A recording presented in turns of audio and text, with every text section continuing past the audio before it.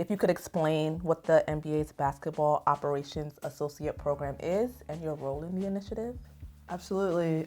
So the last couple of years, the NBA has created a career crossover program established for former WNBA, NBA players to come and really learn the business side of basketball and really mixing our talents that we've had on the court and our knowledge that we have there and combining that with all of the different cogs that goes into making the league run.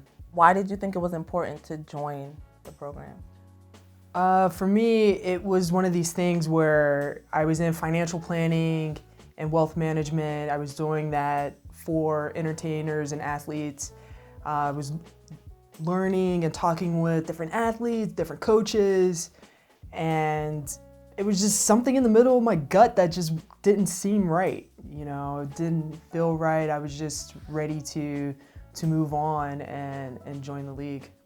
Okay, since you've worked in wealth management, do you think you can share a little bit about why you think we see so many stories about athletes who mismanage their money? Right. And the factors that lead to that? I think there's probably a couple things that, happens along the way. I think athletes in general have to be more cognizant of their funds and really involved in what's happening. I think that, you can't just blindly trust someone to do anything. There has to be checks and balances. And I think that sometimes there's probably some business ventures that didn't go right. But I think you see a lot of different stories out there. The work we tried to do was just really, hands off on the money per se, but just really educating them and having them learn, this is what you can do. This is the good that can happen out of it. This is the bad that can happen out of it. Here's our opinion. But ultimately, it's your money, so it's up to you to make the final call as to if you want to do this venture or not. So did someone teach you about finances and money, or was it just something that you had a knack for and discovered on your own? When I graduated from UConn, I double majored in marketing and economics. So I kind of knew a little bit about a little bit. Once I left, once I stopped playing, I ended up working at a bank. And within a couple of years of being there, I was running my own branch.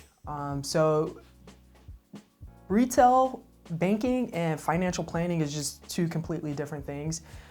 So it's great to have someone who's seasoned, who's a vet in that area to kind of show you the way and kind of teach you what not to do, the things to do. As you well know, there's just a lot of regulation that is behind wealth management and financial planning. So the government has eyes on everything. So it's, you have to get licensed, you have to, there's due diligence that you have to do in order to make sure that you're compliant.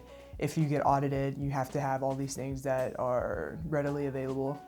Do you think your career as a WNBA player helped you in terms of that due diligence? It's just completely different. I mean, I think I'm fortunate to have a great family that helped me along the way with different projects and money management. I had a really good advisor, and I still have a really good advisor that helps me, personally manage my own funds. But I think as a player, you have to be well aware of the pitfalls that a lot of athletes have had prior to you.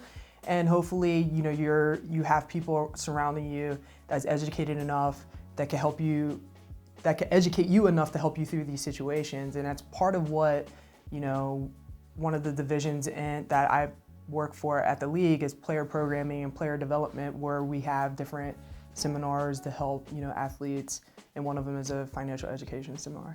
So speaking on that, what are some challenges as a former WNBA player yourself that you feel athletes face on and off the court during and after their careers? I would say during your career, you have a lot of the challenges that you face is just, you're a celebrity. So people are, coming at you in different directions. They want you to be involved in different projects.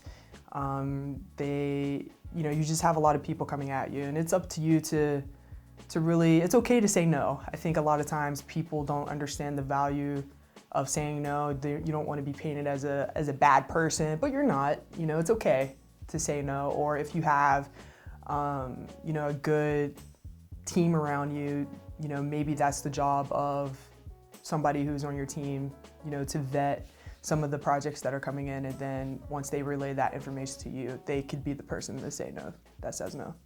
Looking at the NBA's basketball operations associate program, what is your greatest hope or what do you want to accomplish? Thus far it's been really fantastic. Just really, seeing how the NBA works, the different departments, being able to be an ambassador in Mexico on an NBA academy level and teaching, the younger generation the love that I have for the game has just been fantastic. My hopes and dreams, my big dream, I know this is, with the Nike campaign that just recently came out. So my big dream is to maybe potentially be in the front office of a team. There's many ways to do that. I have no idea what's in store for me in the future, but hopefully, we'll just see more women doing great things and more athletes coming back to contribute to help the league grow.